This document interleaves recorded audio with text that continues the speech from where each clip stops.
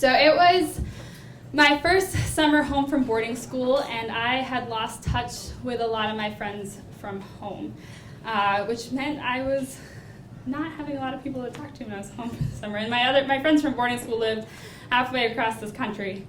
So to make up for not having a lot of social interaction, I went on group bike rides that were held at local bike shops. Now, when I was at boarding school, I started racing on the cycling team, and I fell in love with the sport.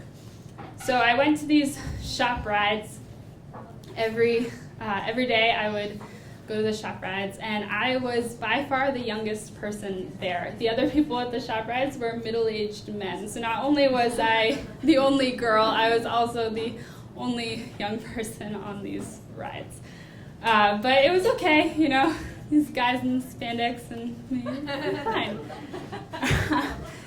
So I went to these shop rides every day, and during the summer, my other form of social interaction aside from the rides was I interviewed couples that have been married over 50 years, and it was really great to have the opportunity to sit and talk with these couples about how they met and hear all these crazy stories about how they met. And a lot of them told me that it was just these moments of spontaneity and getting up, having a gut feeling, and getting enough courage to speak to this person that they noticed.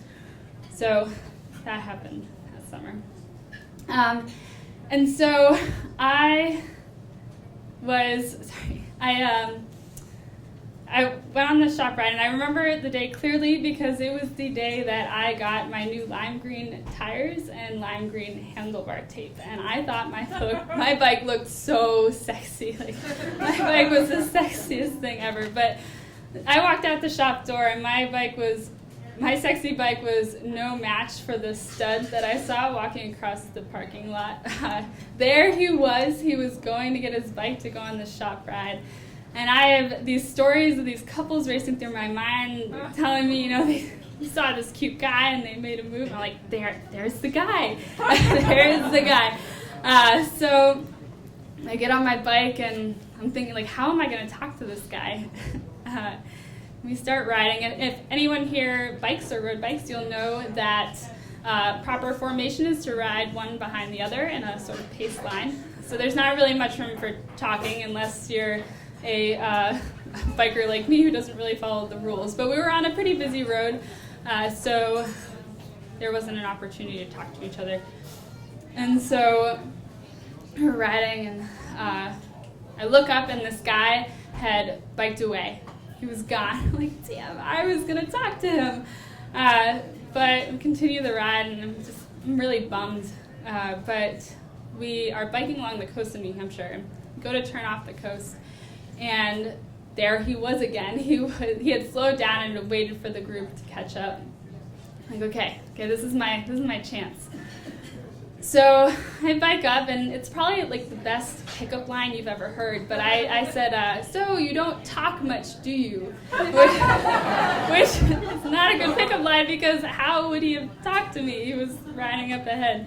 But we start talking, and we really click, and I'm feeling good about this. So we get back to the shop, and we go to pack up, and we're packing up our bikes, and I'm waiting for this guy to come over and give me his number, but he doesn't. So packing my bike, and I go to drive away. But in the last moment of courage, I go, so are you gonna come back next week?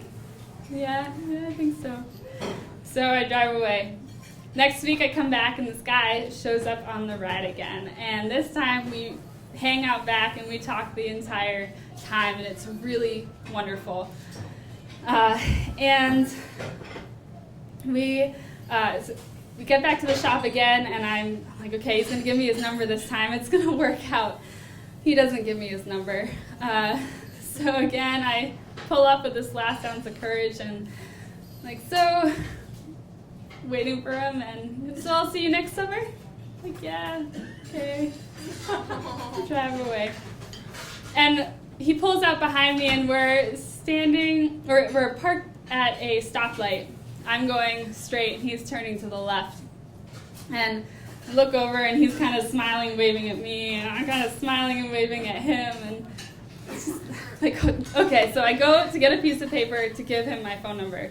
I'm writing it down and going to shove it up on the window, but the light turns green and we drive away. And I am saying many swears, and I call up my mom. I'm like, Mom, I had a gut feeling. I had this gut feeling that these couples told me about, and I didn't act on it. Like, what the hell was I thinking?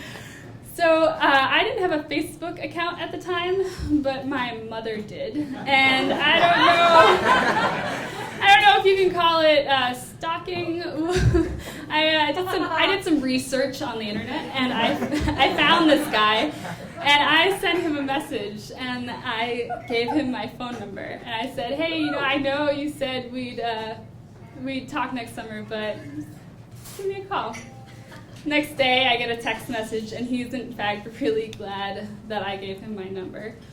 Now, the story almost ended at the point where we were at the stoplight, but it didn't. I've been with this guy for 3.5 years, and I could not be happier. So just like those couples told me all summer, when you have a gut feeling, you should act on it because it almost always works out.